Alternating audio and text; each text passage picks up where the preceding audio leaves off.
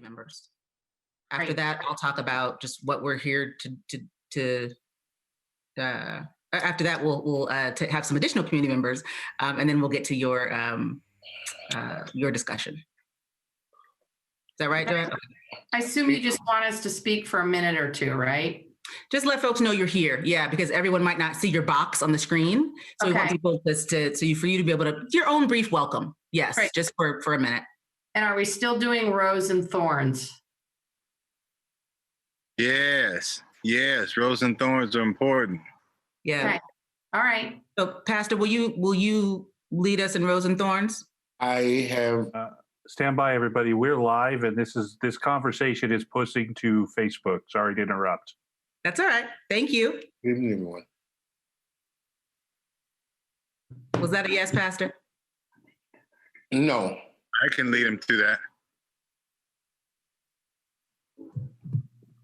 That works. Thank you. Yeah.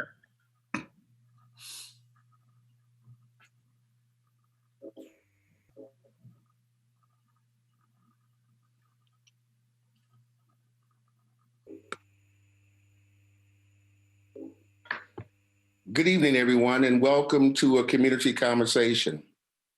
Investing in Black lives, a path towards healing. I'm Edie Montanay, president of the NAACP, and I want you to know that the NAACP is the nation's oldest civil rights organization, founded prior even to women's suffrage. Our Portland chapter itself is over a century old, but many of the same struggles that impelled our founding fathers seem just as present today. Over the years, the NAACP has had many victories, both nationally and historically, as well as locally. Integration, the Civil Rights Act, and the other milestones were accomplished through the work of a very public advocacy and a very public litigation. We recognize that figures such as Thurgood Marshall and Clarence Mitchell have come before us under this same banner, and yet it is a banner we must still reconvene under in order for our country's survival. Tonight, we expect tough questions, and we expect to lay groundwork for deliberate and immediate action. We are at a moment of great turmoil in our nation, but also of great opportunity. If we do not seize the moment, only the turmoil will prevail. But together we can chart a new course undreamed by the founders of the NAACP and of the Urban League. I am honored to be here tonight with my esteemed colleagues and Oregon's elected officials.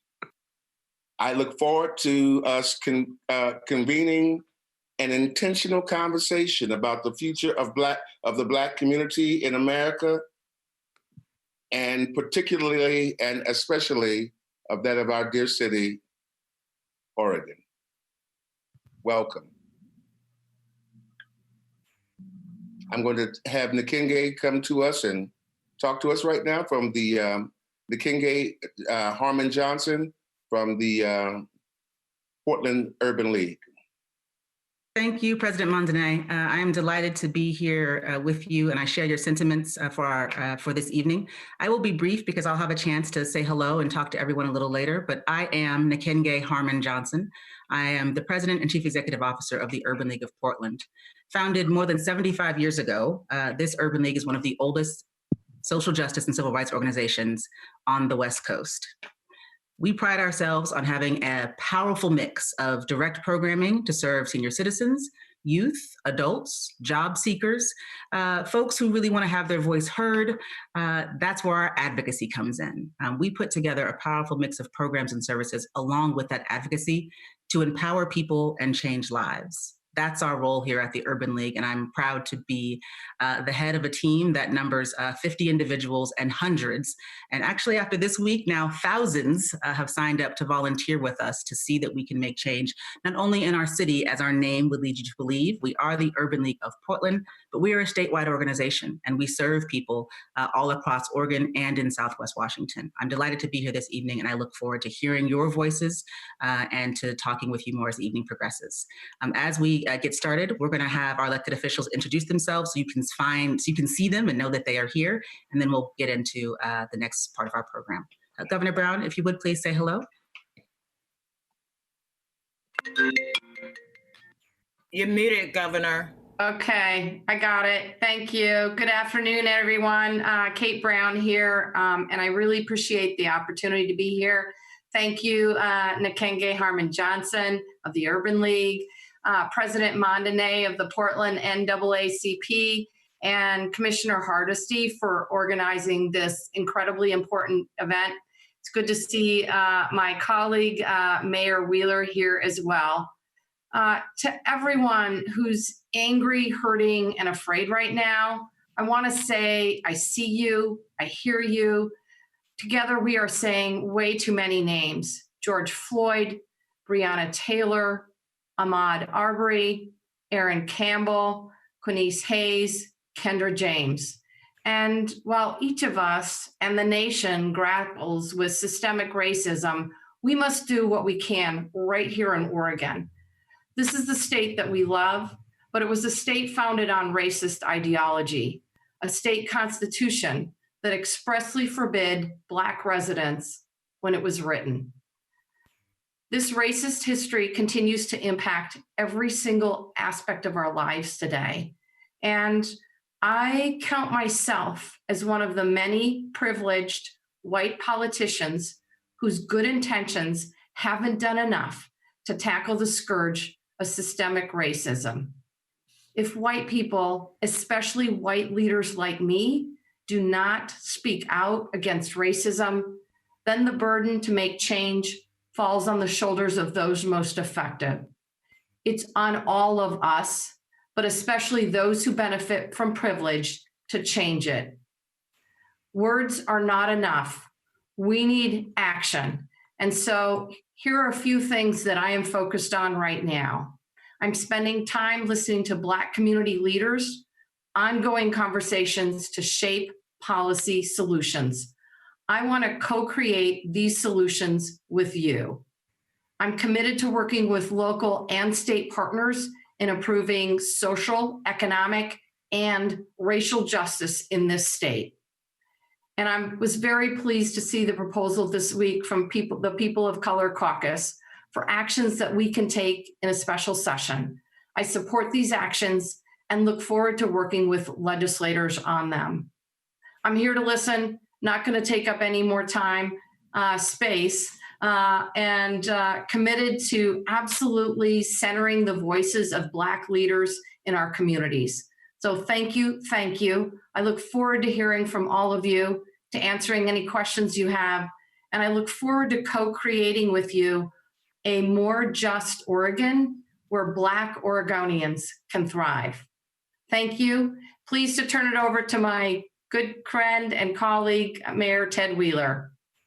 Thank you, Governor. I appreciate it. And I want to particularly thank you for your leadership during what has been a challenging time, both the COVID crisis and all the other things that the state is going through. And I want to appreciate and respect your leadership and tell you what a privilege it is to be able to serve with you. And I also want to thank Presidents Harmon Johnson and Mondane for helping to coordinate this today. Of course, my friend and colleague, Joanne Hardesty, what a pleasure it is to work with you on so many great things. And I appreciate both the professional and the personal relationship we've developed. This is, of course, an extraordinary time in U.S. history. This is a moment of reckoning. I believe we're at a tipping point. There is a lot of hurt in our community, but I also want to acknowledge that I see this as a moment of hopefulness. I see this as a tipping point towards the good, an opportunity for leverage. And it's a moment that we can't allow to pass without without making significant changes. It's a time for all of us to recognize and acknowledge the systematic racism and injustice that exists in our society. People who live as Black Americans around the country and here in Portland, this is nothing new. This is nothing new for you. You've known this all along. And I share the governor's commitment as a person of privilege, as a person of the majority community. It's not on you. This should not rest on the shoulders of the Black community to heal this wound. This is our responsibility, our obligation as the privileged, as those who hold the institutions of power. You hold us accountable, and I thank you for that. And it's our job to deliver what it is the community's asking us to do. There is a lot of hurt out there, but I also want to acknowledge that things are already changing as a result of the peaceful demonstrations we've seen all across the United States and right here in the city of Portland. Things are moving. And just a couple of things off the top of my head. Last night, I made a decision, which I shared with Commissioner Hardesty, which she wholeheartedly supported because she's supported this for years, to take officers out of our schools. So we announced this morning, after I had an opportunity to talk to our school resource officers face to face, I announced to the public that we were withdrawing our school resource officers from all of our schools throughout the Portland area and all the Portland school districts. The school districts themselves are very supportive and acknowledging that this is something to be done. That's a good start. I was also very proud to sign President Obama's mayoral pledge yesterday, joining mayors from large cities all across the United States of America. I have committed the Portland Police Bureau in the city of Portland to do 4 things. Number 1, to evaluate our use of force policies. Number 2, to do that in a very public way, which engages the community. Number 3, report out on what our findings are. And number 4, demonstrate a commitment to action through true and meaningful reform. And we're going to do that. And last but not least, I'm very hopeful about the package of reforms that Governor Brown mentioned that are in front of the legislature, both in terms of the short session coming up as well as the 2021 session. Our city council has pushed very, very hard for these kinds of reforms. We invited the POC caucus from the legislature to come and present to our city council next week to share ideas on how we can help support those changes. And we're all in. We're looking forward to it. Today, my job, hopefully, I'll spend more time listening than talking. I want to listen and I want to understand what the community is feeling, what the community is expecting, and how as mayor I can be the most helpful. And I truly appreciate the opportunity to be invited to be part of this. So thank you.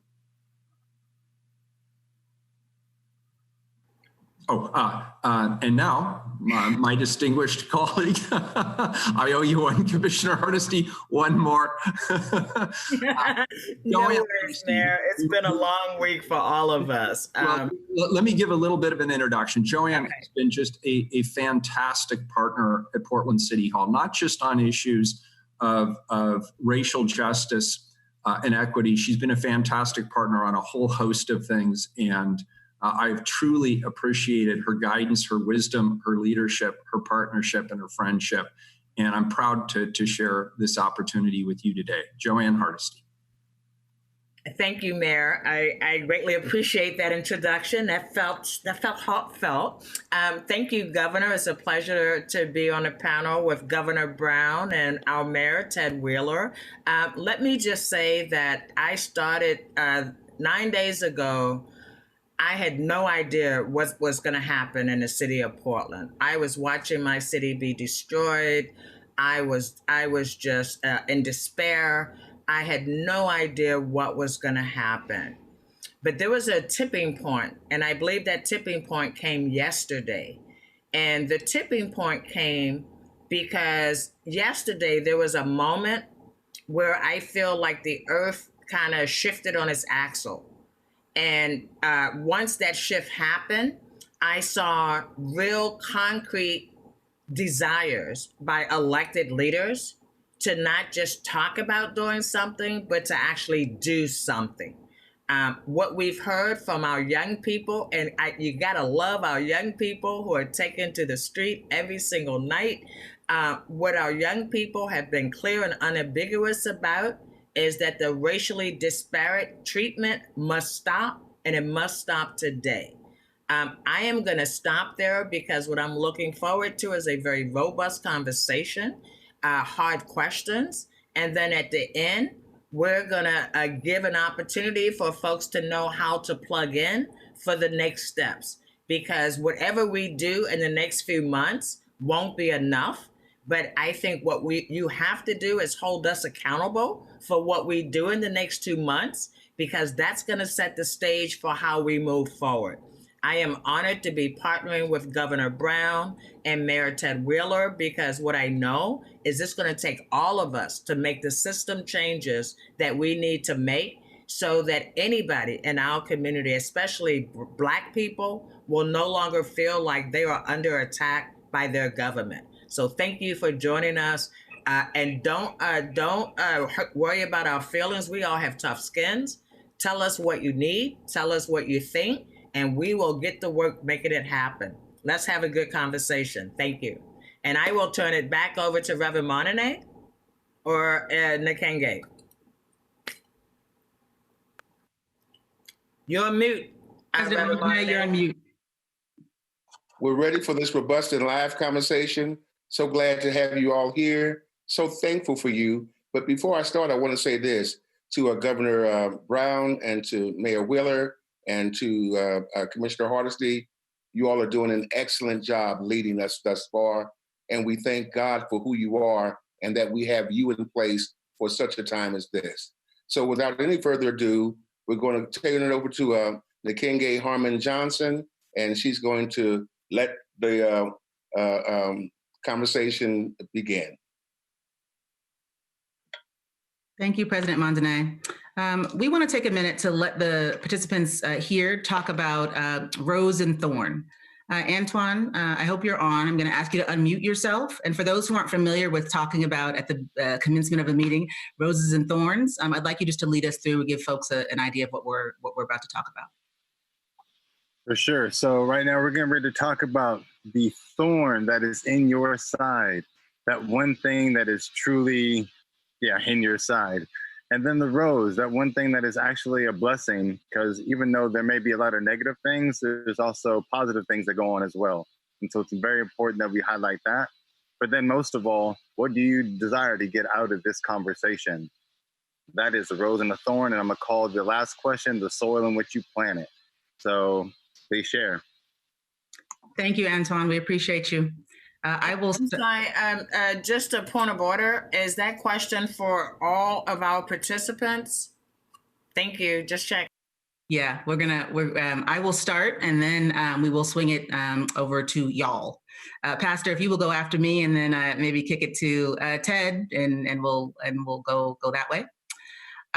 So my rose and my thorn are probably the same thing. I've had a lot of people asking me this week how I'm feeling, how I'm doing, what I need. And my answer is, I don't feel that differently this week than I felt last week. I feel more energy, I will admit that, because people are in the streets and everyone is talking about social justice right now. Everyone is talking about the need to do something about police departments in Portland, in Oregon, and across the country.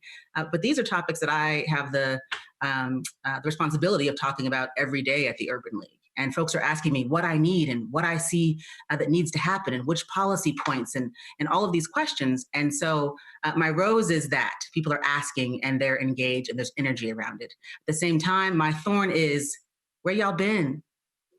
This isn't new.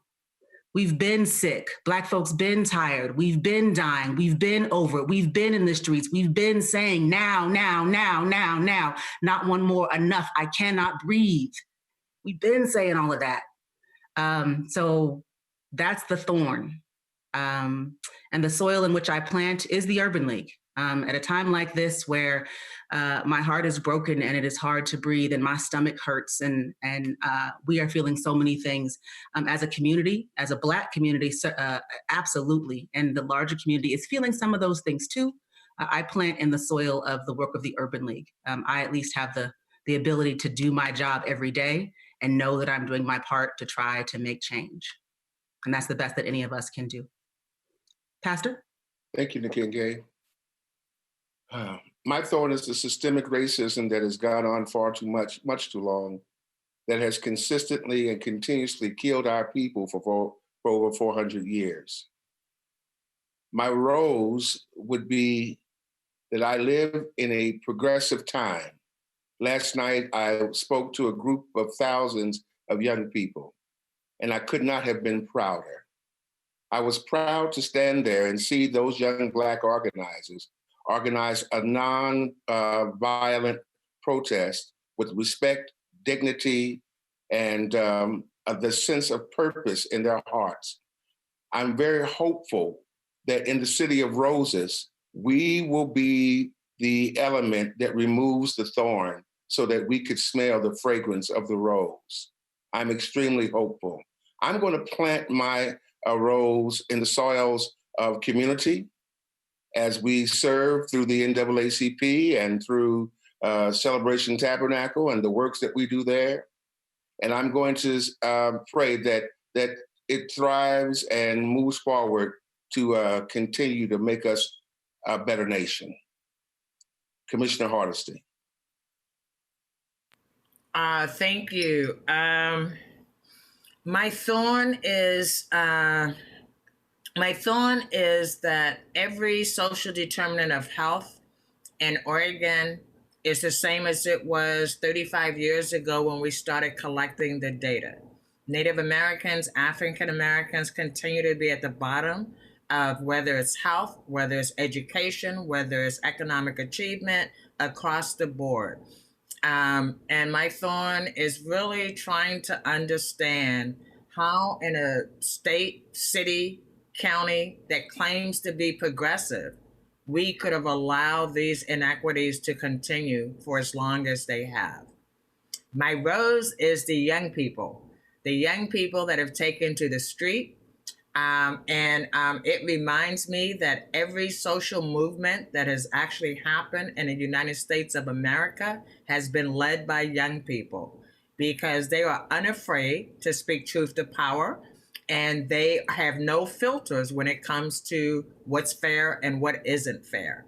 And I am going to plant my rose in the future of Black children, boys and girls in the city of Portland, rising into their rightful leadership places. And I'm going to do everything I can to make sure that we can stop talking about the first. Nobody wants to be the first of anything, right? And we take that as a compliment. It is not a compliment. It is an insult that it took so long to have the first African-American woman serving on the Portland City Council. And I am going to turn this over to my partner in crime, Mayor Ted Wheeler. Thank you, Commissioner. In terms of a rose, the residents of Portland. You got to start with your thorn. You can't just start talking about roses. So I got to start with the thorn? Okay. I would say this, we're in the middle of a public health crisis and we're experiencing an economic recession. So we're experiencing these things at the same time. So we have to grapple with systematic racism and what a safe community looks like. Our public institutions right now, they need help prioritizing what I would describe as immediate life-saving measures while also coming together to build a more resilient, more secure, and a more just Portland for everyone. So that would be my thorn. I'd say on the success, the highlight, the rose side of the equation, Portlanders are awake. People of all generations, races, backgrounds, we're coming together to advocate for a more just society, a society that invests specifically in Black communities. And this is something to celebrate. It's something to lift up. And I believe this is really an opportunity for us to come together and for our community to evolve. That's my rose. And the soil in which I would plant the future, from my perspective at least, are the dual needs of both humility and being open to the idea that everything should be on the table, that we should reevaluate all of our assumptions, that we should hold our institutions and even our beliefs up to the light of day, and be willing to humbly acknowledge the shortcomings or the failures in those things. And the second part of that soil, I would say, is an understanding. It's very important for me to leave these kinds of conversations with a greater understanding and acknowledgement of what the Black community needs and how I can best work to meet those needs. And then I will turn it over to our governor, Governor Brown. Thanks, Mayor Wheeler, and thank you again for your leadership. And I'm just really honored to participate with all of you today. My thorn, I am really trying to feel and hear and grapple with all of the pain that members of our African-American community, our Black community are experiencing. And I know that it is multiple levels. It's historical trauma, it's current traumas, it's all of those. And that is very painful, and I'm trying to understand it and learn from it. In terms of my rose, I am incredibly inspired by people, mostly young people, but people of all ages, the tens of thousands of people protesting in the streets, protesting racial injustice, protesting police brutality, protesting the violence against Black people. And it's not just happening in Portland, it's happening in Happy Valley and Burns and the Rogue Valley. And I truly believe that this is how we change hearts and how we change minds. My soil is, of course, Jory soil, which is the state soil of Oregon. But what I hope to take from today is strategies, pieces, tools. How do we build a roadmap for recovery? How do we re-envision? How do we recreate? How do we reinvent an Oregon that puts the needs of our most vulnerable communities, our historically underserved Black community, Latinx community, Native American community, our tribal communities? How do we center these voices in our recovery work?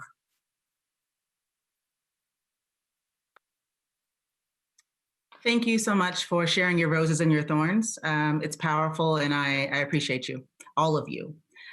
We're going to open up in just a moment to hear community voices. When we talked about putting this together, and let me say this, this event came together very quickly. So I want to thank Governor Brown, Mayor Wheeler, and Commissioner Hardesty, and certainly my colleague, Pastor Mondane, for making their schedules available on just a few days' notice, a handful of days, that we were able to come together. We all agreed that it was important that we hear from our governor, that was important that folks in Portland hear from their city commissioner and hear from their mayor, and that it be a discussion led by Black leaders, and that folks who are speaking first would be Black voices. It's important that you've heard from our other speakers that we center Black voices at a time like this. And so we're going to do exactly that when we open up community voices. Others will have a chance to speak as well, but understand that that we're going to call on some of those people first.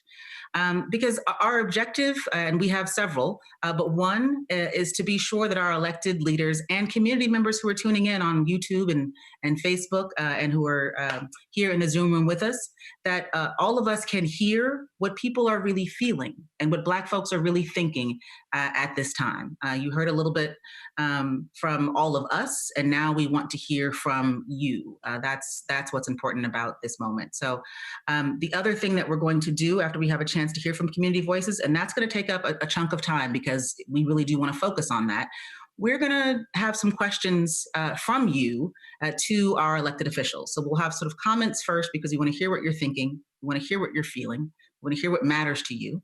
And if you pose a question, that's okay. We'll take it down and make a note so that we can ask it when we get to that section of of the program. Or if you're in the Zoom room, feel free to put it in the chat, and we'll try to get to it as quickly as we can. But we really do want to have the chance to hear from you. Also know that if you're at home and you're watching on Facebook or YouTube, there are people who sent in questions in advance, and I've got those here. I'll be using my handy dandy little device to read some of those off. And then we may have some additional questions that come in from the social media platforms. We're going to try to take questions from various places so that we can hear from many of you, because we know at this point that there are thousands of you who have tuned in, not just in Portland though. So it's okay if you're outside the immediate Portland area and you still have a question to ask. That's fine. We want to hear from you too. Don't be shy about it. But we do hope that you will speak your heart and your mind and allow us to move forward together. That said, I want to be clear about something else. I have not shared my questions with the governor or Commissioner Hardesty or the mayor in advance. I hope that their staff are paying attention to my Twitter feed of late, because I am not super interested in hearing about what sounds good.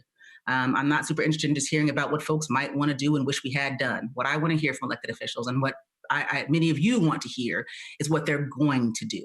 So among our other objectives tonight is what Commissioner Hardesty, Mayor Wheeler, and Governor Brown intend to do in the next 30, 60, 90 days to make changes that will make a difference in the lives of Black people here in Portland and across Oregon. That is a very key part of this work, because of course we've heard lovely sentiments before, and now it's time for us to hear about action. And we'll talk later, I think at the end, President Mondane, about how we'll have some accountability and how we'll follow up to see how our elected officials are doing. That's what this is about. So with that, I think I'd like to open it up to community voices. I think our first speaker of the evening, and please know we don't have a list of speakers that's preordained. We have the first speaker so that we could get people, get it flowing, because some people don't like to volunteer to be the first. You mentioned that, Commissioner Hardesty. But our first speaker tonight is Life. So if our electronic moderators would unmute Life so that he may speak, I'd certainly appreciate it. Hey, how are we doing there, you guys? Hopefully everybody can hear me very well, and hopefully everybody can accept me very well. A little bit about myself. My name is Life Tavares, L-Y-F-E Tavares. And just a little bit about my past. I'm from Las Vegas, and I grew up with a big family, a big group that really loves and supports me and really has taught me how to love myself first before anything else. Growing up, being a Black individual that has dealt with the system myself, honestly, it's one of those things where I feel like I went through it at such a young age, and I fought the justice system at such a young age where I was misrepresented, you know what I'm saying? And I'm not the first African-American, let alone juvenile youth, that has been misrepresented in the eyes of the law. And what that looks like, that just looks like fear tactics. I understand that they'll use and take advantage of children that don't even know what some of the amendments or rights are, you know what I'm saying? So it's one of those things, like I said, me personally, I speak up for injustice because I've felt injustice. I know what it feels like to go through the system and be uneducated, and sometimes look back and be like, dang, like maybe I was taken advantage of. It hurts. It hurts being taken advantage of, you know? So that's why I put myself out there on the line. That's why I am not afraid to speak up for who I am, because I went through it. I felt unjust. I know what it feels. So when I see the video, when I watch the video, it hurts my heart. And I don't want anyone else to feel that pain, because it doesn't only affect that person, but a community, a whole family. People are affected by this. You know what I'm saying? And I'm not saying that this is on such a global scale, you know what I'm saying? And this be done, obviously, and it's not going to happen today. It's not going to happen next week. But speaking about it, creating that dialogue is what we need. Creating that awareness is what we need. And like I said, there's so many different problems in the system. We can go deep. From juveniles, from adults, from rehabilitation. Rehabilitation is probably the most important part, because no matter where you come from, no matter your background, I truly believe that you can do anything if you believe in yourself. I don't care if you grew up in a criminal background. I don't care if you used to be a gang member background. You can turn the whole entire narrative and work for a positive change, you know? And I truly believe that. And it sucks for me witnessing and going through the juvenile justice system at such a young age, because I sat there with other individuals that just didn't know. They just didn't know. They just didn't know. They just didn't have that proper education. Like I said, it sucks for me because I've witnessed it. I've sat down with these youth. Some of them even have autism. They don't know what they're even doing. You know what I'm saying? So it comes from education first. It comes from really learning about the system. But obviously, you absolutely need to start getting that representation that you deserve, you know, especially as a juvenile youth. That stuff is important. So one thing that I also want to say is just like positive energy and positive thinking goes a long way. And I'm speaking to the people they're dealing with people that are incarcerated right now. Maybe their loved ones are incarcerated right now. They don't have that voice to speak up. You know what I'm saying? So what I do want to say is, hey, anyone that's at home, they do have individuals that are incarcerated right now. Trust me, I feel your pain. I know what it feels like. And there's a lot of stuff that needs to be changed. And I want you to say, hey, keep giving that person love. Keep giving that person love. Keep giving that person love. It's such a hard place to be. It's so alone. You can feel alone, and keep giving that person the support. I believe that anyone can come out of any negative situation and change their entire life. Their entire life. Don't let anybody define who you are as a person. Please believe in yourself. Please. I'm going to unmute myself and honestly just go to the next person if you guys don't mind. Life, thank you. We appreciate you. We're going to call on Darren. I see you over there in the comment box. And full disclosure, Darren is an urban leaguer. Darren, if you would unmute yourself, or rather if our electronic moderators would unmute Darren, we can hear you speak next. And I should have said this earlier as well. If you're in the Zoom room, please use the raise your hand function so that we can get to you. We want to get to as many speakers as we can in the time that we have allowed. And if you will confine your comments to a minute or two, that will help us to keep it moving. Thanks, Darren. Please go ahead.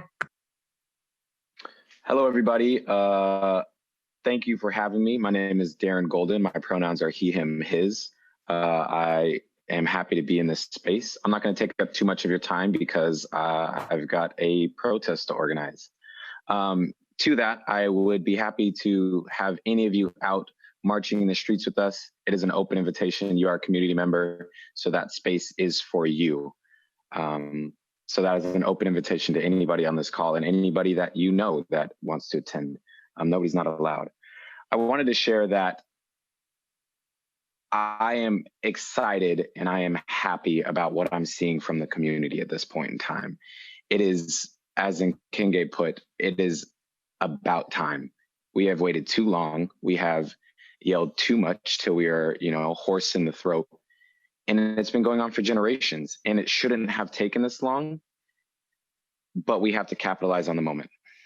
We have to capitalize on the moment, and we have to move forward, and we have to focus. That means we need leadership from the mayor. That means we need leadership from the governor. That means we need leadership from the commissioners and all of the community leaders. We need to put forward policies that ensure individuals don't die like George Floyd did in the street. That individuals that, just woke up Black don't die just for being Black. That our skin color is not a weapon. This can be done. It's not difficult to change discipline policies. If we are focused on changing discipline policies, it's not difficult to change, physical procedures or occupancy control procedures if we focus on that. These are all very tangible asks. We're not asking to rewrite the entire book on American democracy. We know that is a huge overhaul, but I can tell you that the people are ready for that too. We're here, we're willing, we are open to answer any questions, and I'm happy to be invited into any space that anyone wants to have that conversation, as is every one of the organizers, as well as any community member. Everyone wants to be engaged as much as they can. Democracy doesn't work if the community is not engaged. So we're going to keep protesting. We're going to be in the streets, and we're going to make sure that you hear us until all of the demands are met. And the Urban League has put forward demands. PALF, the Coalition of Communities of Color, Unite Oregon. You've seen these demands. They haven't changed in the last 100 years. It's not anything new. the organizers I'm working with are putting together our own demands to, get more of a community engagement that doesn't, normally interact with these organizations, but they are still going to be focused and based on the demands that have already been put forward by these organizations. So it's nothing new. If you start working on what you've already seen, you'll have a leg up because we're not going away.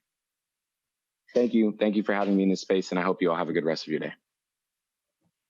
Thank you, Darren. Be safe tonight. I see Vernon Baker that he would like to speak.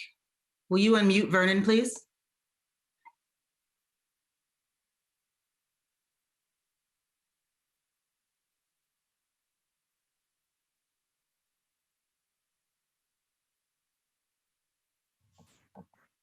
Hello, my name is Vernon Baker. I serve with President Montanay on the NAACP. I'm also the chair of the African American Advisory Council that works directly with the police department and the chief's office. And real briefly, I just want to kind of piggyback on a couple of things. One that my brother Darren was saying earlier about the demands that are being made. One of the things that I find interesting is that we continue, my experiences over the last 35 years, we continue to be brought to the table and ask what information or what recommendations or suggestions do we have for the officials in order to bring about a change or cause things that take place differently. And my answer moving forward will be, how can you ask us to change or recommend solutions to problems that we didn't start? Racism or injustice is not African American or people of color's problem. It's the system's problem who have enacted these atrocities upon us. So therefore, if you know what you're doing wrong, first of all, if you tell the truth and be honest about what has taken place in your participation in that process, then that's where things can start. Because we've been asked to come to the table with recommendations and solutions for years, and nothing ever moves forward from that. So it's time for you all to get together. You see what's going on, you see what's wrong, and own those things, acknowledge those things, and start to eradicate and dismantle those things. That would be a start. Then we can start having those conversations on parallel tracks. But you have to take ownership and acknowledge that ownership in public. I was in a meeting a couple years ago with one of the officials who were saying the reason why the city and the county can't own up to making mistakes or being wrong because it would cost them financially. And that's just another excuse or mechanism to keep from telling the truth and being honest about what has happened and actually our role or your roles in that process. So in closing, I'll just say this, that until you get to the point where you're open and honest about what's taking place, your participation and role in that, and acknowledge that publicly, we're gonna continue to see the things that we're seeing. And I don't believe it's gonna change unless we see tangible change quick, fast, and in a hurry. Thank you. Thank you, Vernon. I'm calling on Kimberly Dixon next. If you will please unmute Kimberly, and after that we'll go to Jermaine. Kimberly, we'd love to hear what you have to say this evening.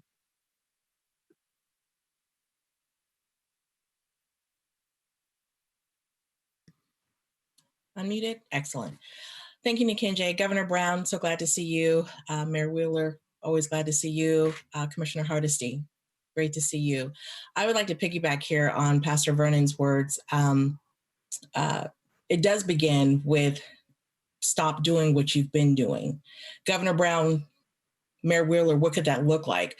Well, one of the things always comes back to education, fiscal awareness, and pouring resources into where they need to go.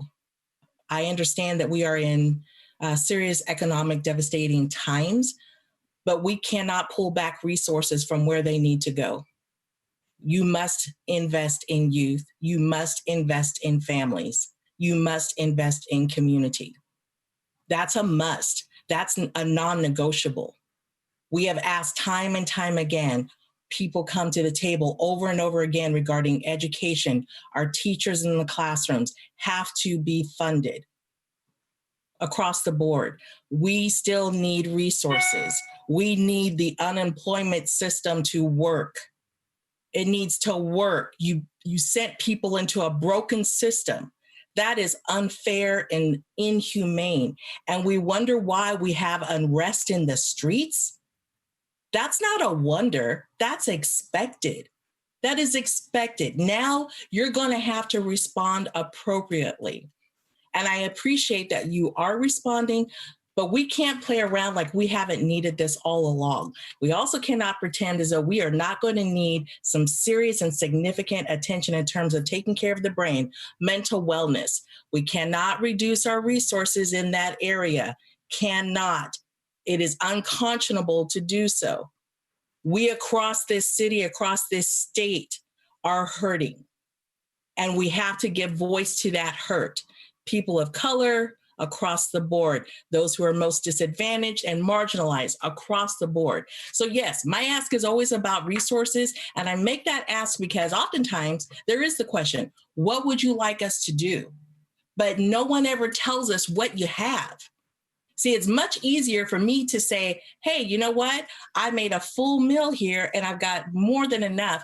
Would you care for this, this, and this? That's not what people typically get. That's a placating question when you say, what can we do? I don't know what resources you have. Tell the people what we can ask for. Educate us on what is available. You have $5 million? Great. Can you tell me how I can ask for that $5 million and what you're willing to direct it to? So that would be my request. Please do not forget our youth. Please do not forget our families who are out here and they're waiting for answers. They're waiting for change that you guys control. You don't control. Folks are more than willing to pull themselves up by their bootstraps, but give us the boots.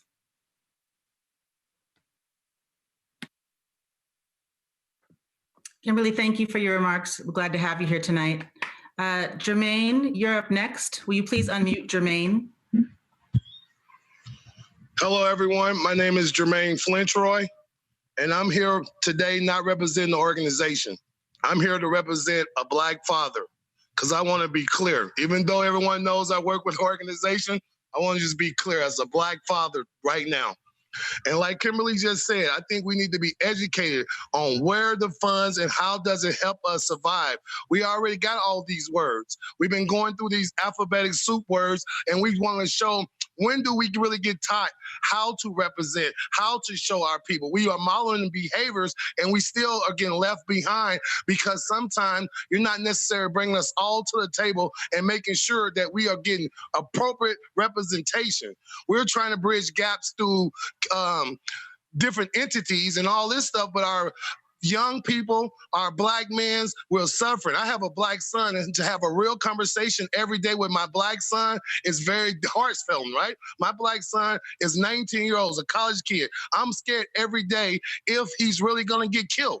Like, this is it's not a game anymore. Like, we're not talking about all this, how we gonna address equity. That's a loaded thing, right? Like, we keep talking about how we addressing diversity, equity, inclusion. We keep going through all them training. Them trainings ain't meant for us, right? Like, and we keep hearing all this kind of stuff, and then we try to relate this back to our community, and we really want to represent our community.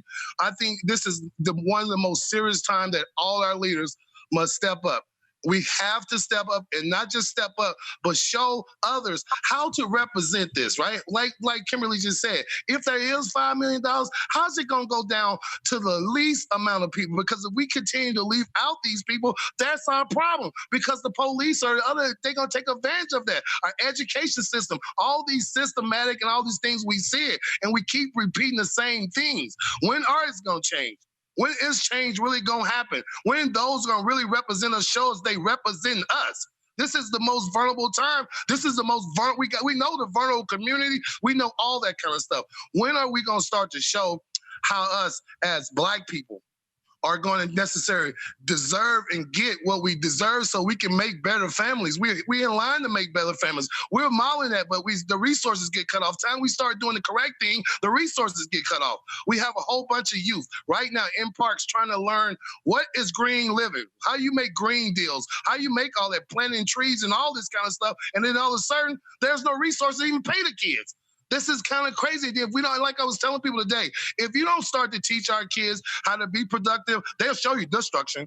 That's the easy part, picking up rocks and throwing and breaking stuff, all that kind of stuff, that's easy. But if we got to start to show them every position, how are you teaching Black people to represent these positions more and more? So I would like to have this conversation more and more about how can we just keep it real without all the, politics involved in this, because this right now is not politics. This is real life. And I really would love to have this conversation directly and see where are the resources going to go. Thank you. Jermaine, thank you for speaking as a father, as a community member, and thank you for talking about resources, because that's what very much of this is about. Next, we will please unmute Cynthia. Please unmute Cynthia Harris so she can speak.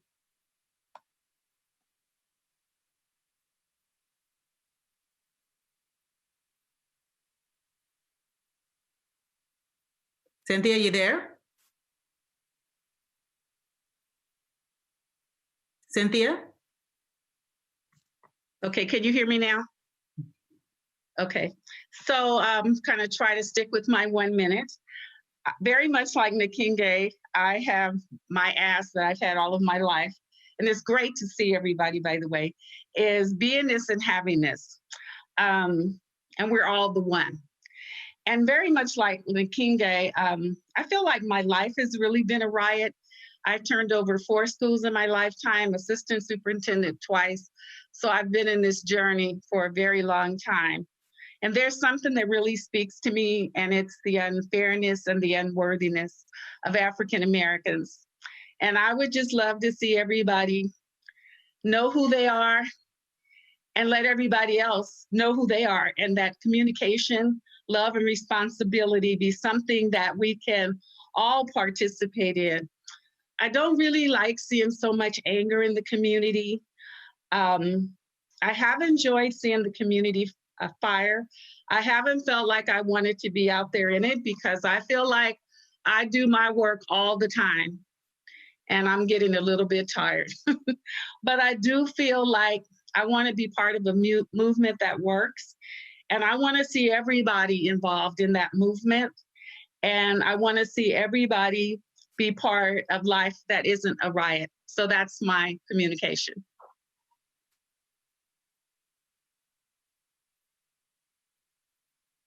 Thank you, Cynthia. We appreciate you. For some folks, the raised hand function wasn't working. If you are in the Zoom room and you would like to speak, if you would please just make a note in the chat box and we can call on you next.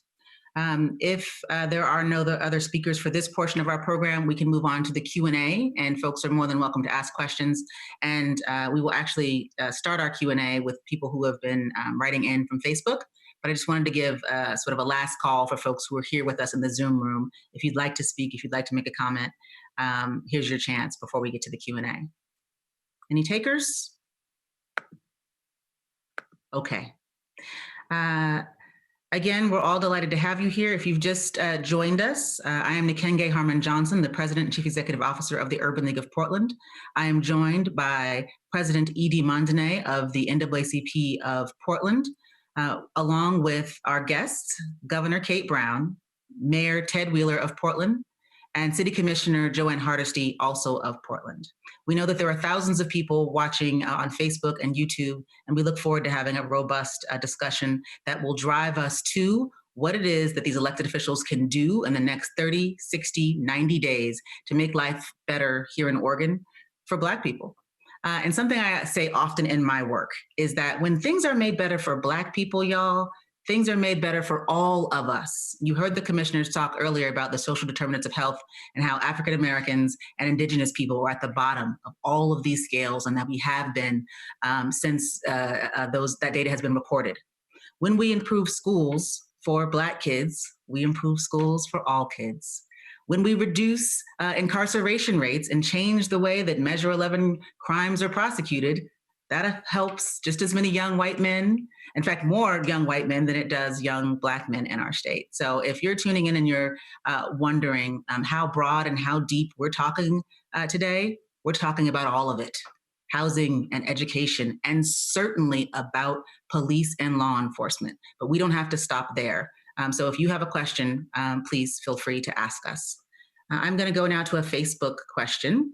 This came in from the NAACP Facebook page, and it's a question from Philip. The question is, will you ever release what bias training looks like so our community can actively be a part of the change in this bias training? As far as my experience working with DPSST, all of the trainers are white. This concerns me. I demand access to bias training. Will you be willing to share with the public? I will first kick this question to Commissioner Hardesty, and then Governor Brown, I would like you to chime in as well. Commissioner Hardesty? Oh, I could have planted that question. That's why we're going to you first. I know you know DPSST.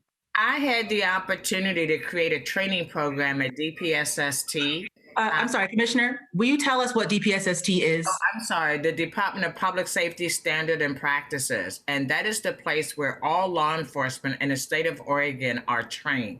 They all go there for their first training.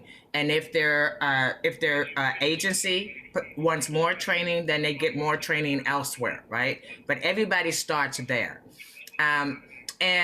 So I had the privilege of creating a training program that was called Creating Legitimacy in Policing. And it has been my premise for about 30 years that the only way to create community police officers is if community and police are co-trainers for the new generation of police coming in. The community has to be seen as an equal partner in any training of police officers. And up until now, that just has not existed.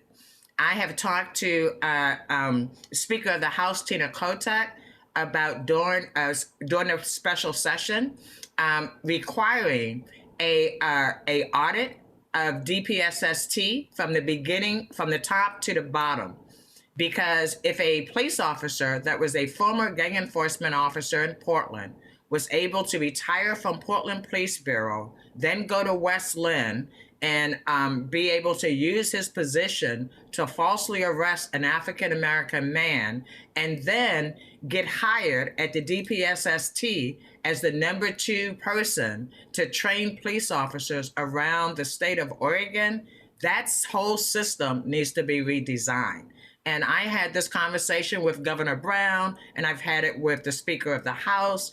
And I know that the People of Color Caucus is already all over this. Tina said it will be one of her priorities in the special session to mandate that work happens. It is the program that I developed paid community members. What we do today is bring community members into police training to share their pain, right? But we don't pay people a penny for going in, right? But yet we pay police to train police. And so the new revised DPSST must have community members as equal partners with police, and we must pay them the same wage that we pay police officers to do that training.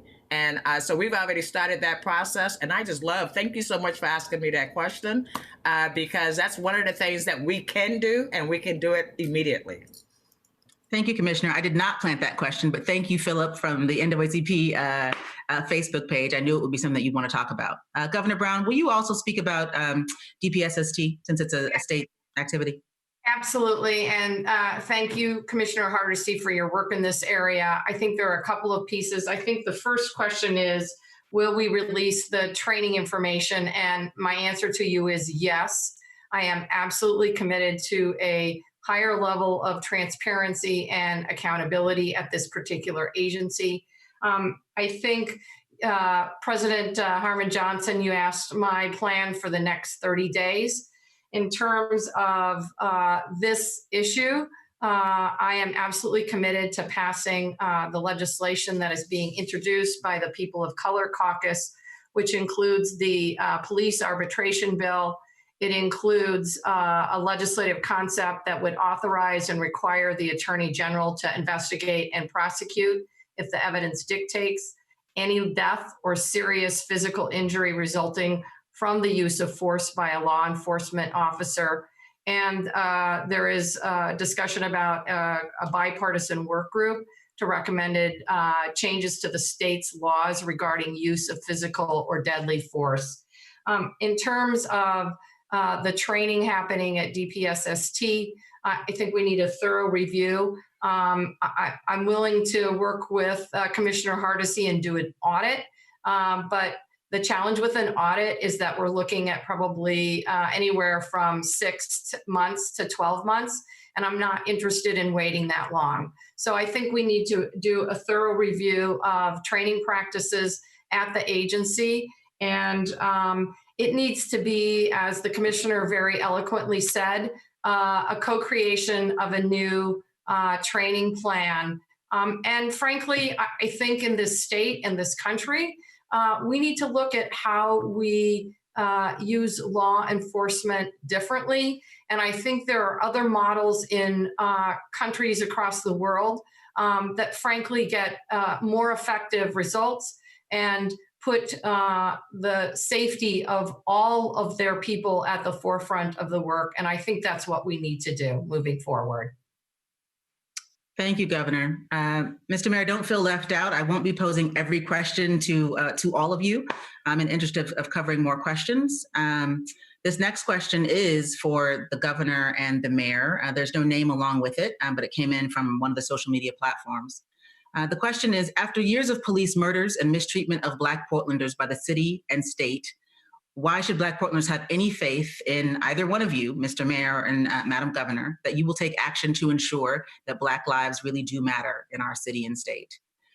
What suddenly changed for both of you, where I, as a Black Portlander, should have any faith that you both care enough to take action when the questioner says your actions have shown the opposite? Mr. Mayor, if you would please address this question. Yeah, first of all, I appreciate the question. And if you know me, I appreciate the directness of the question as well.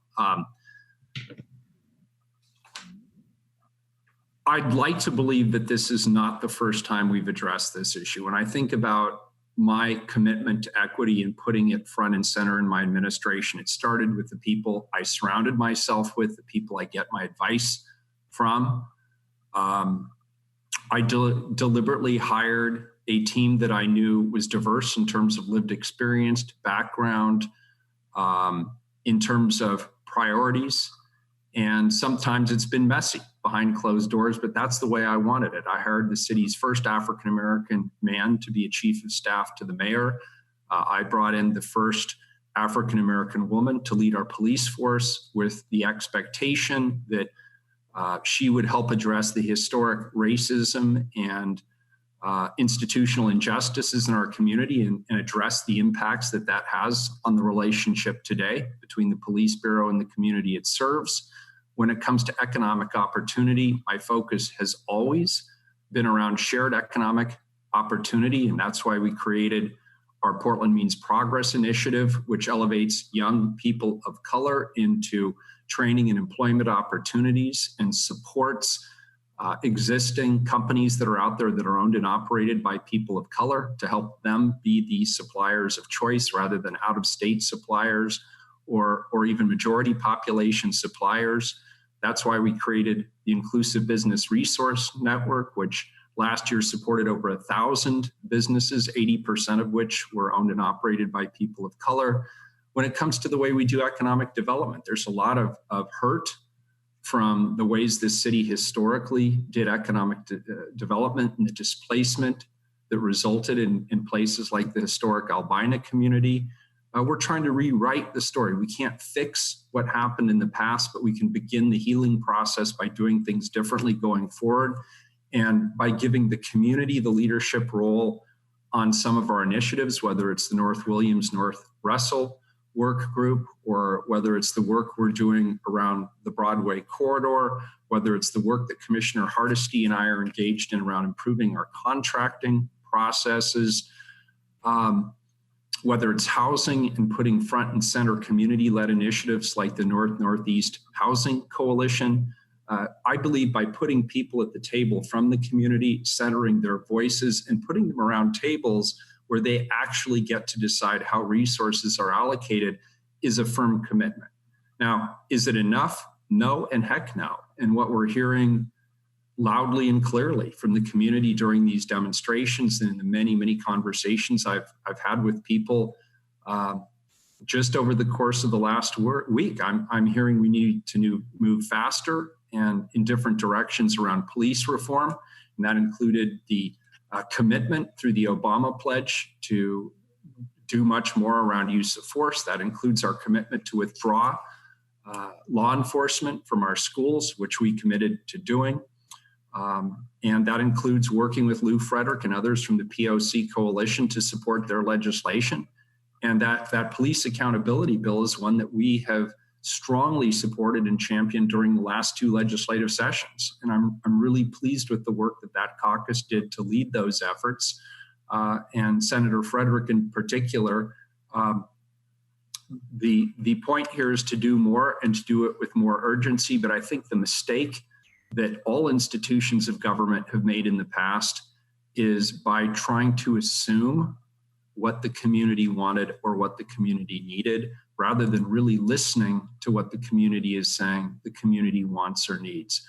And so I hope as we disband the school resource officer program and we take those resources year after year and those grants go back towards the education of Black children in our community, that it won't be me or even the city council determining where those dollars go, but we're going to let the community lead and determine where those dollars could best serve. But it's a good question, and it's probably the most important question right now from my perspective. Mr. Mayor, thank you for that. Governor, I'm going to let you answer the same question, and then we're going to move on to another question. Thank you, President Harmon Johnson. I went to law school because I wanted the tools to achieve justice and equity in this world. And I got into public service because I wanted to be a voice for the voiceless. I would absolutely agree. Good intentions and strong words are not enough. We need action, and we need more action. We've made incredible progress in the last couple of years, but there is a lot more work to be done. I will just say, in terms of our work to make sure that every single child in this state has access to healthcare, regardless of his or her immigration status, our work to make sure that we put significant investments in education, into equity, and our work to continue to fight to maintain those investments, which we're going to need your help on, creating a system of early learning and childcare, a comprehensive system that will help close the opportunity gap before it has a chance to take root. All of these are really important. And the work that I have done in close collaboration with the Oregon legislature to tackle criminal justice reforms. From our work after too many years to pass Senate Bill 1008, our juvenile justice reform, that is truly a tribute to Senator Jackie Winters, her vision that our young people particularly deserve a second chance. But it took us too long. It took us over 20 years. We have begun to reduce harsh prison sentences and reinvested the savings in crime prevention and drug treatment. But again, we are only scratching the surface.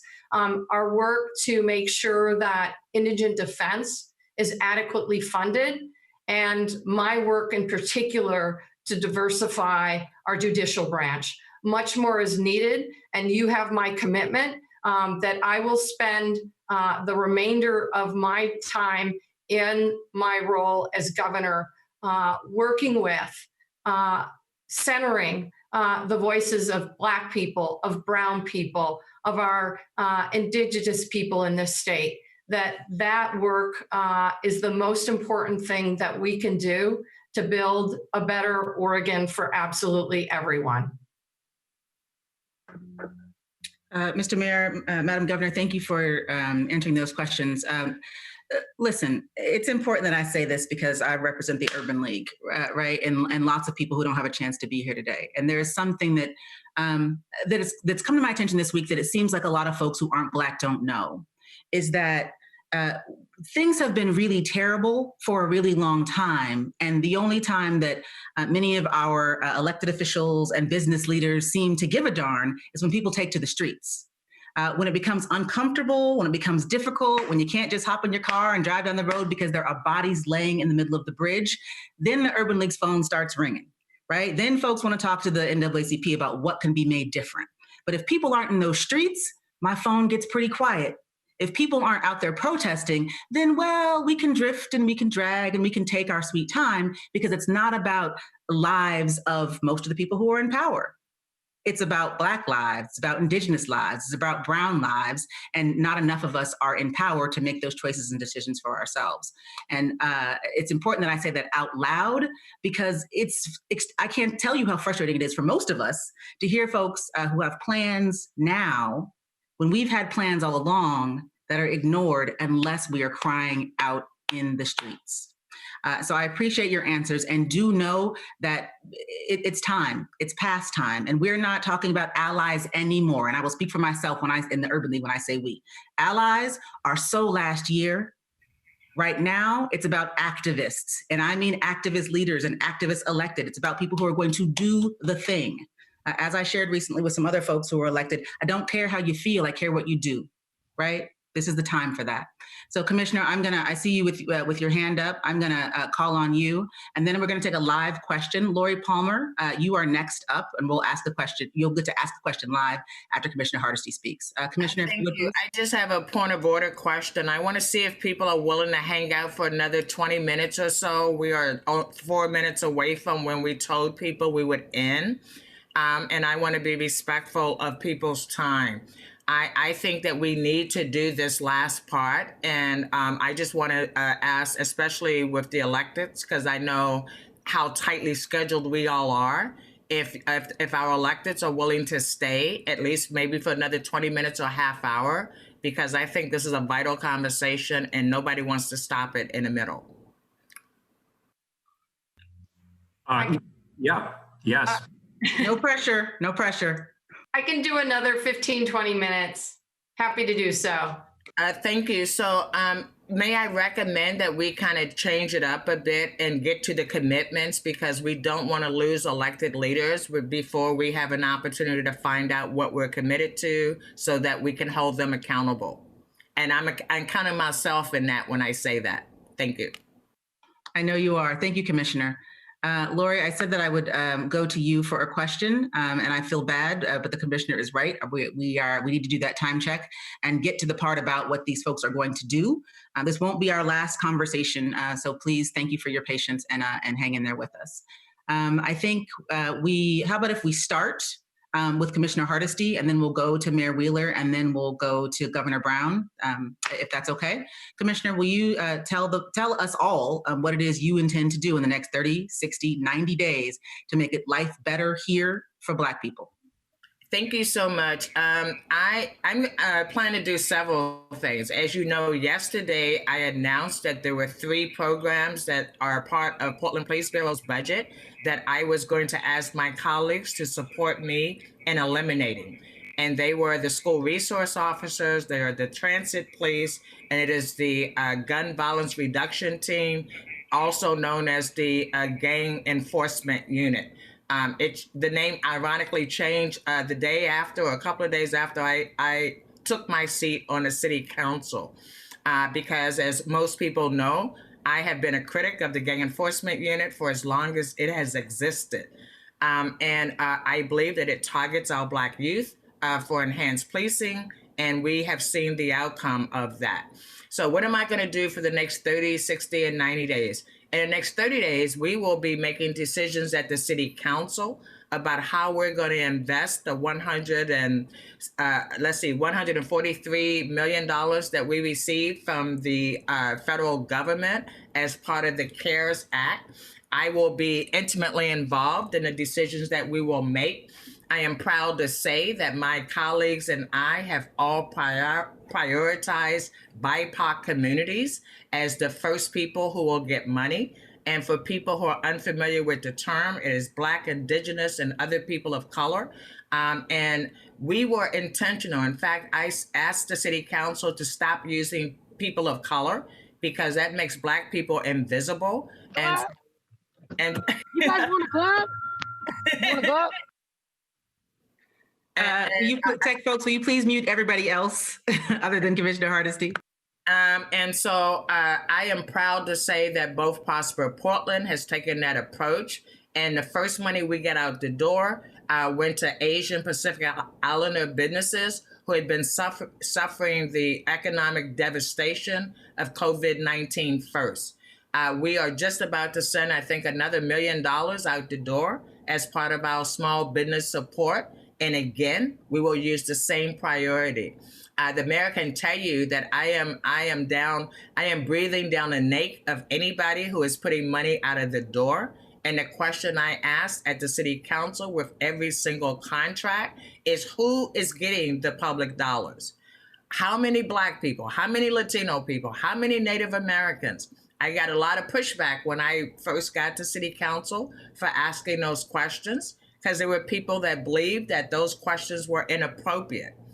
And my response was, I was elected to ask those questions. And as long as I have a voice, I will keep asking those questions. And the bottom line is that at the city of Portland, I am so proud of the work that we've done in the year and a half I have been there because we have really turned around. And I'm happy to say that the turnaround really started when the pandemic hit. The moment we knew we had $75 million less money to deal with, we had to, as a city, decide, okay, what are we going to do, right? And we, as a commitment, we passed a resolution that committed us to centering frontline communities and making sure that with the limited resources we have, we are investing in communities of color first.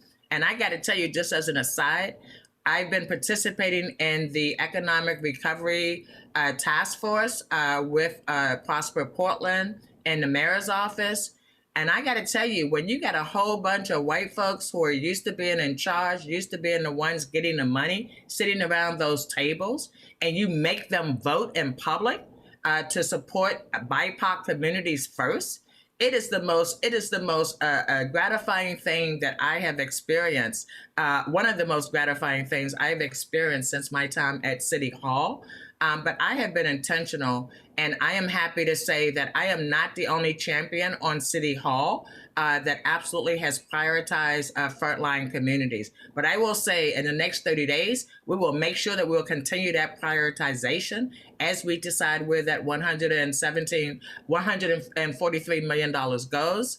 And the second thing I will say is I have put a list out. I've drawn a line in the sand with my colleagues very lovingly, saying these are the things I think we can get rid of now in the police department. The mayor and I are committed to putting together a work group. Him and I are going to work together and look at all the specialty programs within the Portland Police Bureau. And he has charged us with coming back in February so that we can inform the next budget process, right?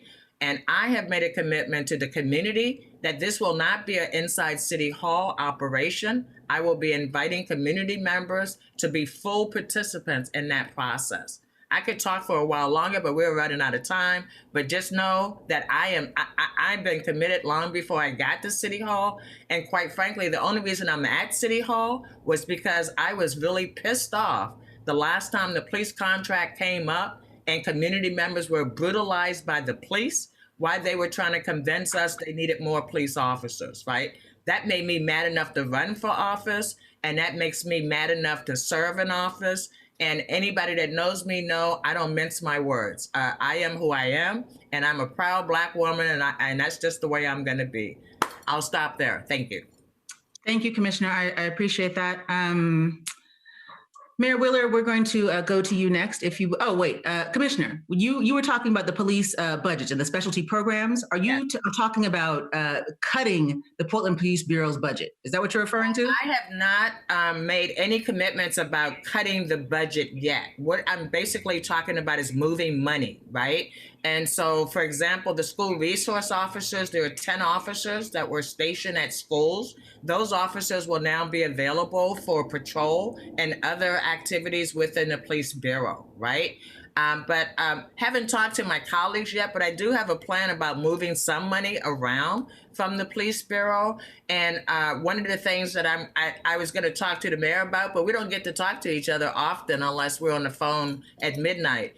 Do it here. Do it here. It is, and so I don't like putting my mayor on the spot because him and I have built a solid.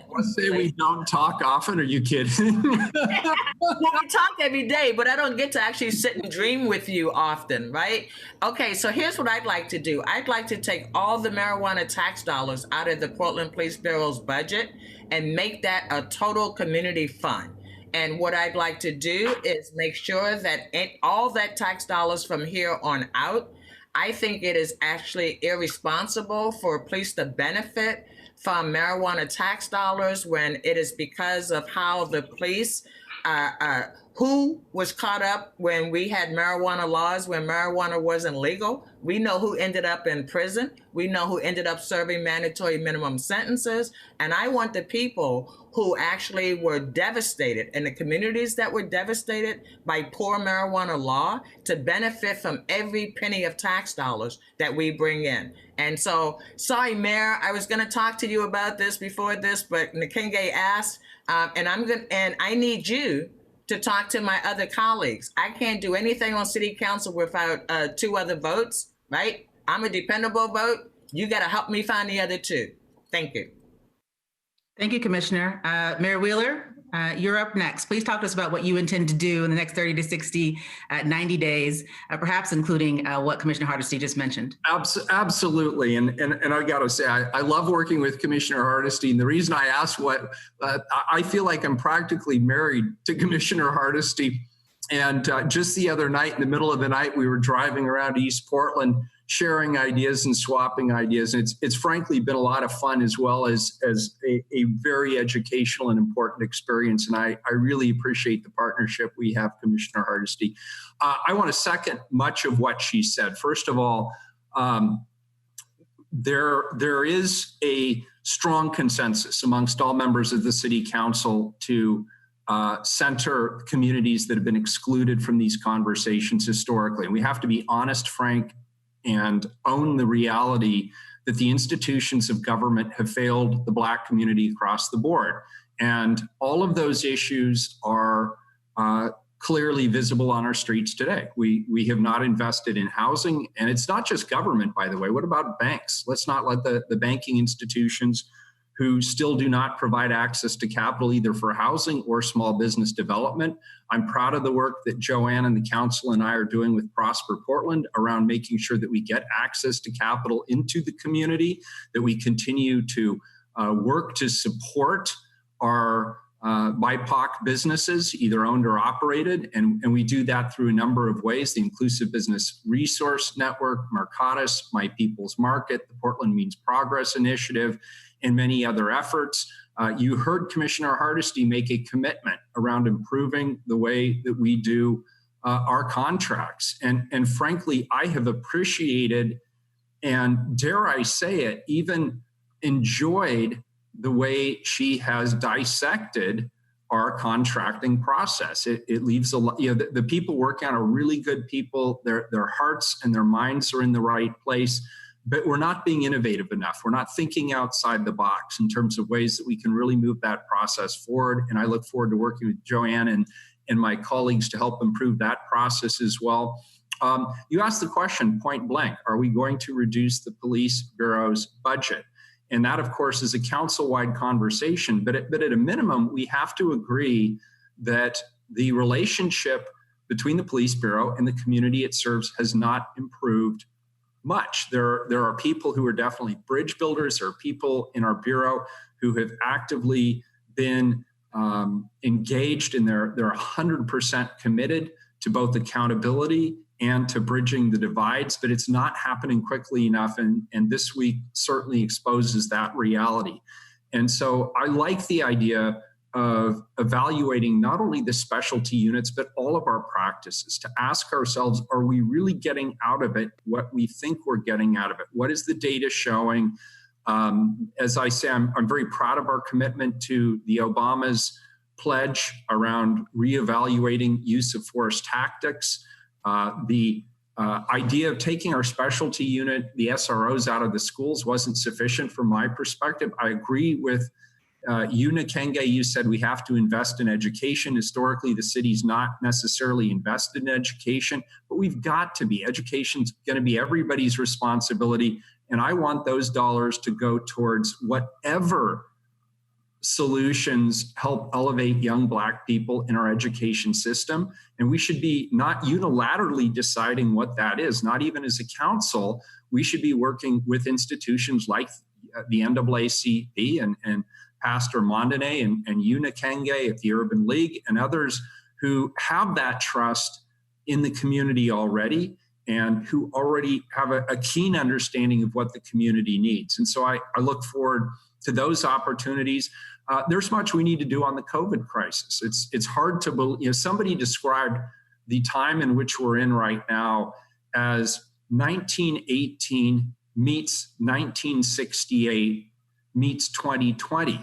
We're still in the middle of a public health emergency, and that is still having a disproportionate impact from a health perspective on people of color, the Black community, and that's why the city is going to co-invest with the county in a number of the public health solutions that the governor and the health authority have recommended we invest in. We're reaching beyond the borders of the city of Portland with our federal dollars to support our East County jurisdictions. And as everybody knows, those jurisdictions have a higher proportionality of people of color and low-income families, and we're 100% committed to supporting them and helping them meet their needs because it's the right thing to do right now.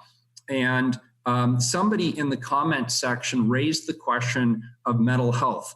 The city of Portland has nothing historically to do with either substance abuse recovery or mental health services, but nobody can solve that problem alone. The state can't solve it alone. The county can't solve it alone. And as a leader, you are going to see me taking a much more active role in discussing the need for something closer to on-demand substance abuse treatment in our community and throughout the state.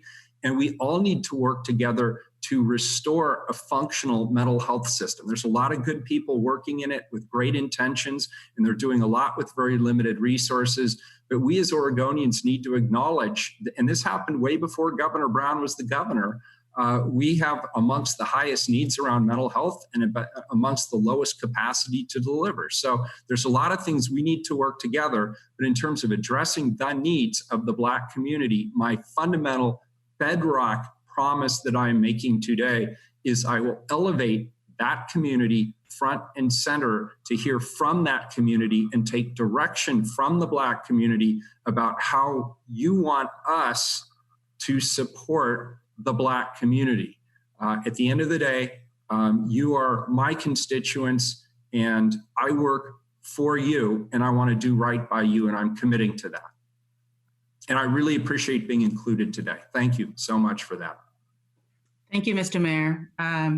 So I got good news for all of you electeds, and Governor Brown will go to you next with questions about your plan for action, is that the Urban League of Portland issued something called the State of Black Oregon Report, most recently in 2015. The bad news is that nothing has changed since 2015. So we could just republish the same report and the same bad news would be true today.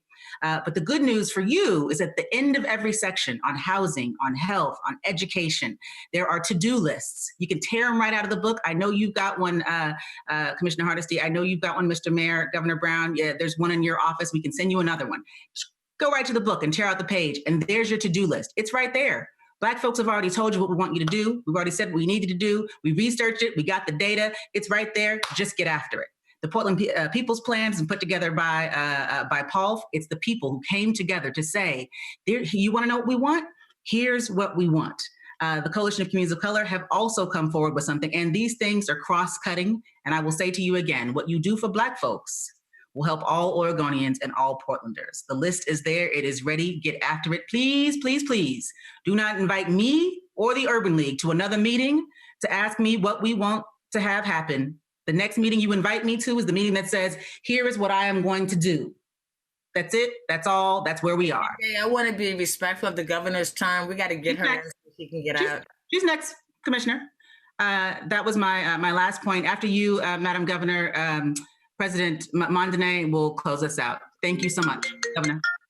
Thank you so much. Thanks again for the opportunity. Just want to share my metaphor and then talk a high level, my commitments to you. I'll say over the next 30 to 60 days, not sure I can line out 90 days, but I have delved into the diversity, equity, inclusion work in my time as a public servant and very committed. The metaphor that I use with my team is this, and if it's not helpful, I'm sorry. If it is, thank you, and feel free to push back. I think a lot of times when we're doing this work, we bake a cake and then we frost it. And diversity, equity, and inclusion for a lot of local governments, for state government, for federal government, diversity, equity, inclusion becomes the frosting on the cake. I think that's wrong. When I got into statewide office as Secretary of State, I began using a bit of a different metaphor, and that is we need to make sure that diversity, equity, inclusion is the flour in the cake. And now I believe that that metaphor was a bit short-sighted, and I actually think that diversity, equity, inclusion, we need to look at the recipes. And this is how we co-create a more just and more equitable Oregon. So in terms of law enforcement and criminal justice reform, I commit to you that I will work to pass the legislation sponsored by the People of Color Caucus to increase law enforcement accountability. I will do as quickly as possible a review of training practices at DPSST, our training facility for law enforcement. We will continue to build on our work from the last couple of sessions around criminal justice reform. In terms of healthcare, and I think given that we are in the middle of a global pandemic that has disproportionately impacted people of color, Black people, African Americans, our Latinx population, our Pacific Islanders, our Native Americans, it's absolutely critical that we continue to put the needs of these historically underserved communities at the forefront of our healthcare work. And I just want to share, I'm working hard on a $80 million package for the Oregon Health Authority's Health Equity Plan.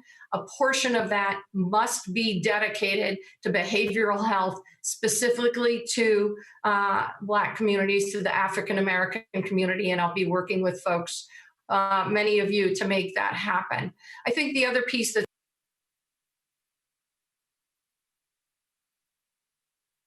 the governor got muted. We can't hear you, Governor. Can't hear you, Governor. Hold on. Will you please unmute the governor?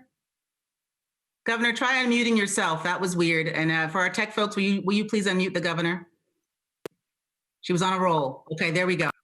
All right. I don't know where you lost me.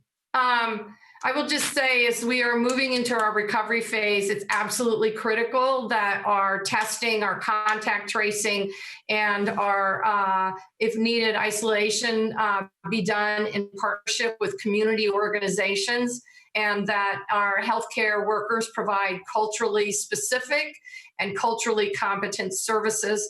We've been obviously working with the Latinx community and working with the African American community. I just want you to know that we, on Saturday, are opening a test collection site at Self Enhancement Inc.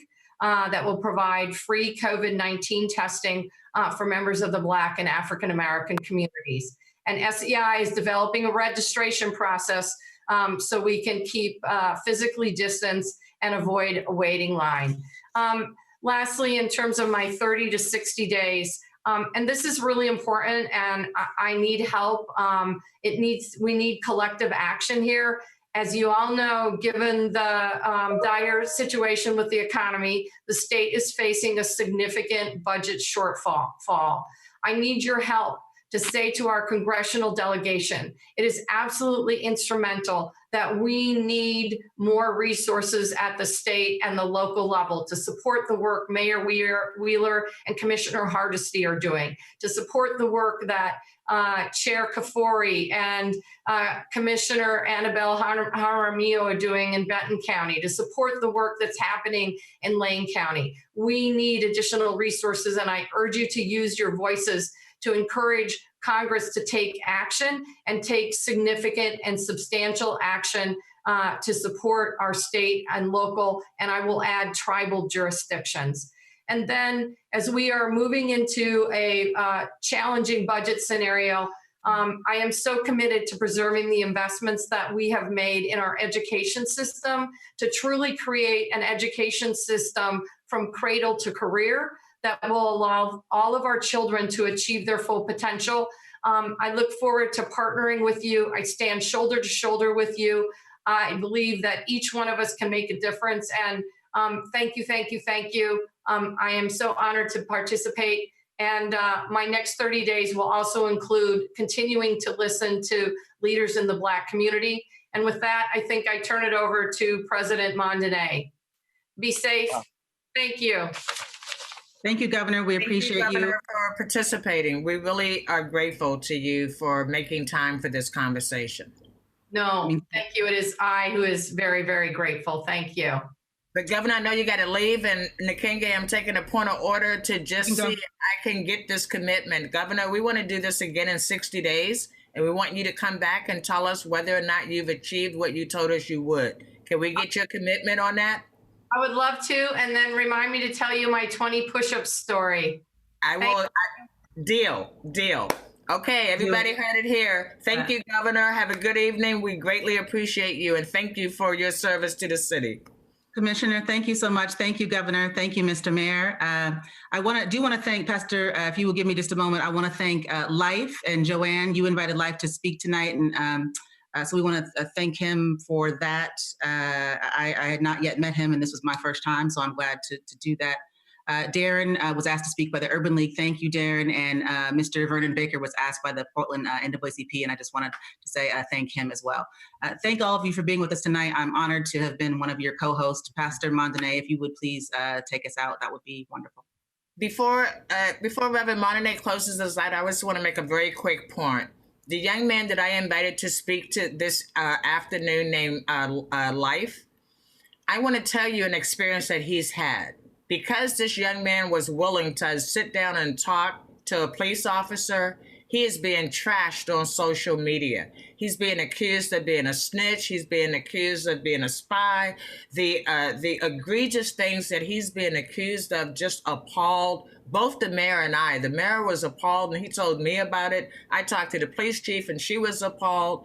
And I reached out to Life because I don't think any young person in our community should have to be subjected to that kind of vile treatment by our community. And let me just say that these were adults. These were people that are supposed to be role models in our community that were spreading that hate. And so I invited him on this call because I wanted him to know that I had his back, and I was pretty sure everybody on this call would have his back.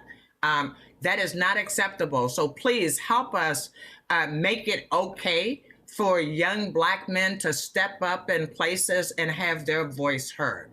We wonder why Black people don't want to speak up. This is a great example as to why that is. So that's one thing I wanted to say. The second thing I want to say is everybody that looks like us ain't for us.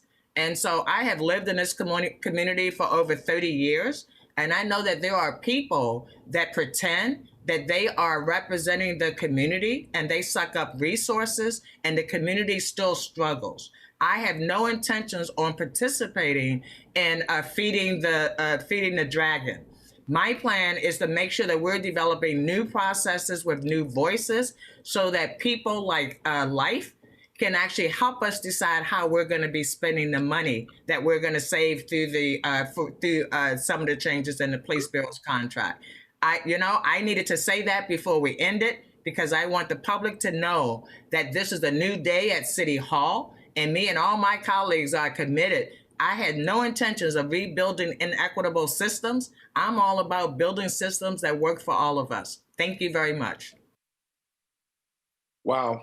We're so grateful for Governor Brown, Mayor Ted Quiller, and Commissioner Joanne Hardesty for their courage to meet us here face to face to help us navigate through these tumultuous times. I also want to thank our co-host, Nakenge Harmon Johnson, President of the Urban League. A special thank you to the Secretary of the NAACP, Antoine Tolbert.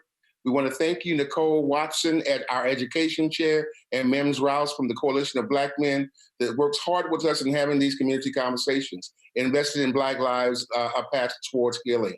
It has been a lively and robust conversation. We are fortunate to have leaders such as these to lead and guide us. We have heard spoken some of the deliberate actions asked of our elected officials, quick, fast, and in a hurry, expressing the need for the change to broken systems in education and a much broader look at mental wellness. We have heard that we are tired of being left out. Please show us the money and tell us how to access beyond complicated red tape. You've heard our governor, our mayor, and our city commissioner commit to working tirelessly, centering the work of the BIPOC communities that work for everyone. It's time out for allies and time for accomplices to show up. We all know that when we stir from the bottom, everybody rises.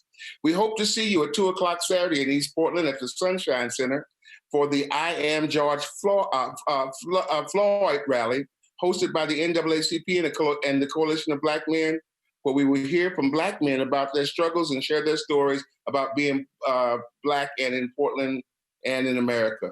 We look to see you again in another 90 days where we'll host another forum with our mayor, our governor, our commissioner, and our ever so ready president of the Urban League, and you, yours truly, Edie Mondonay. God bless you and have a good night.